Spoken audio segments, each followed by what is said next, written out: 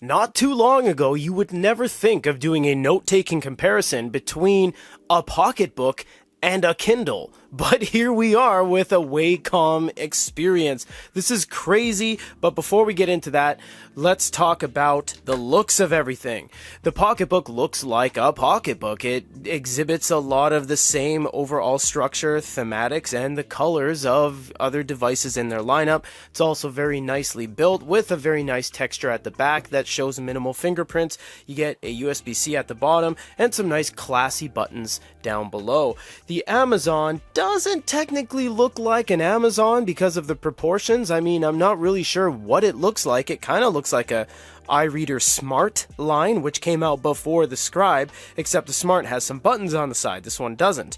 Although this does have these nice little rubber stoppers that prevent it from moving around when it's on a table. I really like that. You get USB-C right there. Neither of these have onboard audio in terms of speakers, so none of them will be able to play any audio on the units itself. Now, we must mention something very, very important, is that the Pocketbook, this changes everything, has Google Play. The Pocketbook has Google Play. That's huge, which means you could download Kindle on this, and now you have a bigger Kindle. It's a 10.3, because this is a 10.2. Now this is 300 ppi, and this isn't. So that's a huge one. But this is a sunken screen. And this isn't. This is a flush screen and bezel. And to keep this fair, we're using an iFlyTech pen on both of these because it both works like that across the board because they're both using Wacom. Now before we get into note-taking, you guys can check the video cards up above that you'll see one after another, the Pocketbook review and the Amazon review. Click on those if you want to see the individual reviews. But for now, let's look at this. This borrows the OS from bigme because, well, they have everything that looks exactly like it. Global handwriting, the sidebar, the floating ball, the settings, everything. It just screams that company. Now, there's something very important about this as well, is that if you go to App Optimize, it's not really App Optimize, it's a speed mode. You have speed modes. You have normal, extreme, and HD, which means you can also watch videos on this. We showed that in the review. Astronomically it's just out of left field. We can't even describe. Pocketbook has never taken a chance like this in their entire career. Neither has Amazon. But Amazon played it safe. They don't have any speed modes. They don't have any video. They don't have Google Play integration. It's just very much a big Kindle. In fact, this is the biggest Kindle they've ever made because up until now, all they had was the 9.7 DX. And they've never made a follow-up to that. They brought it back and discontinued it and brought it back and discontinued it a few times, but this DX up until now was the biggest thing. They both have the ability to read books, of course, if we just go to the library really quick.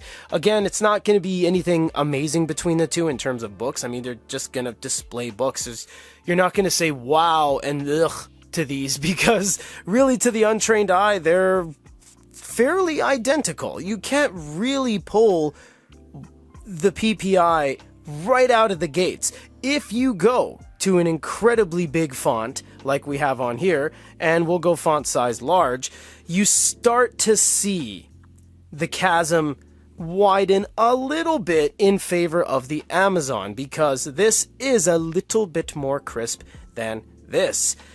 That's not to say that you should discount the Pocketbook because it's totally capable of doing anything you would want it to do.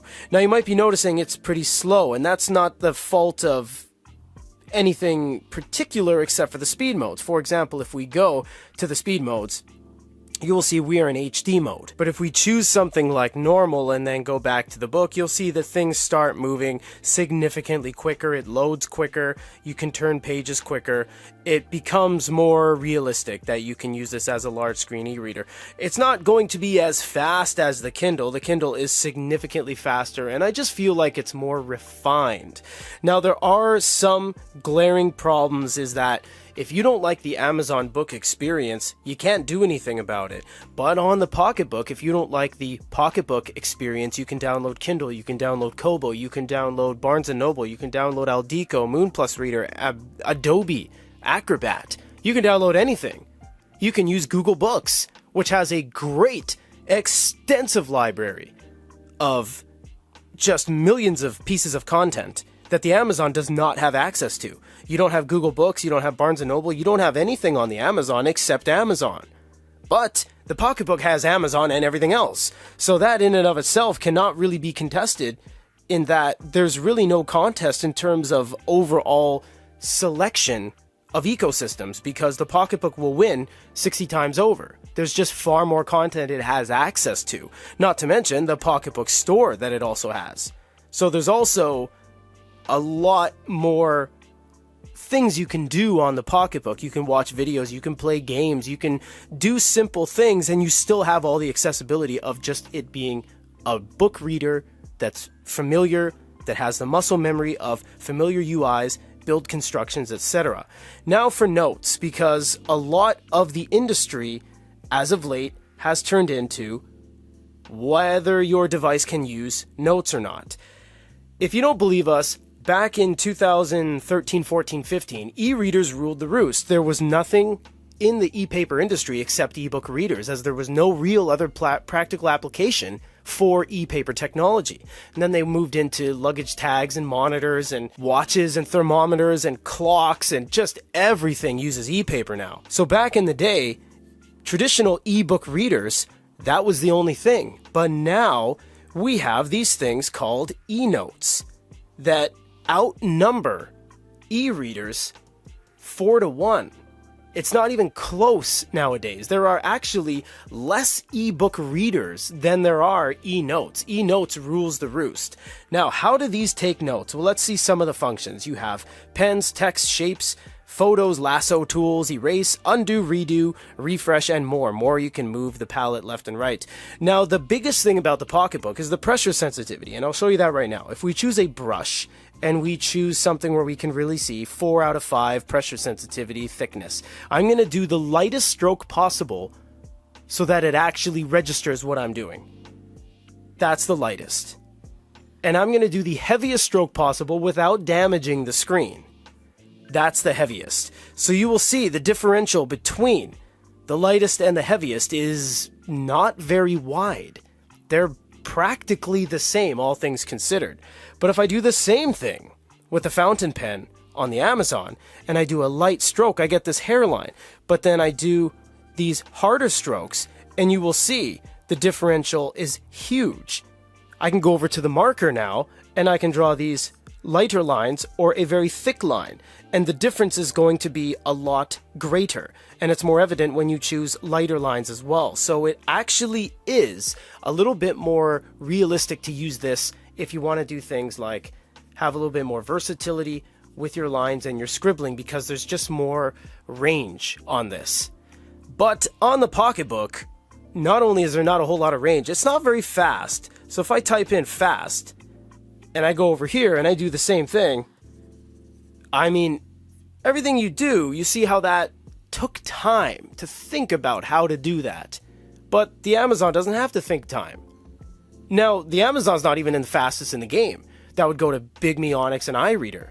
So in fact, that sets the bar to the point where Pocketbook, in terms of its latency, can't even keep up with something that isn't even the fastest in the game.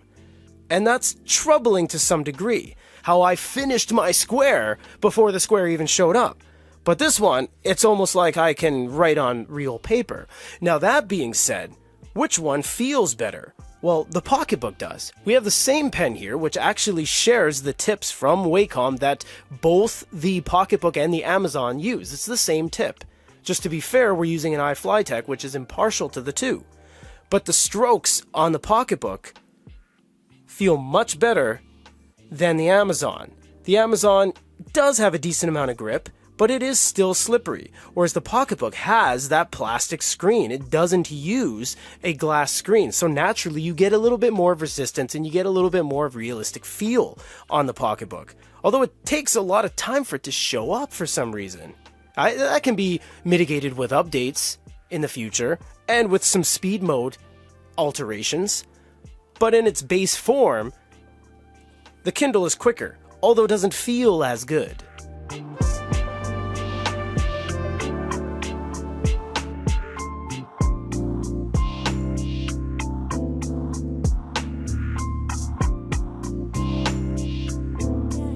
And when you watch that review, both of them hopefully, which will also be in the end roll, you'll really see which one has more merits. To me personally, being in the industry for 16 years, being around an incredible staff here we have at Good eReader, always having roundtable discussions with Mike, this one is a little bit of a split decision. It's usually something that towers over the other when we compare a Tab Ultra C versus the Remarkable. It's just not even close. Or a bigme Ink Note Color versus the Super Note. I mean, the chasm is so wide. But this one is interesting because these both come from companies that never really have done this before. Amazon has a good pen selection, and they have a great ecosystem, and a good overall refined experience.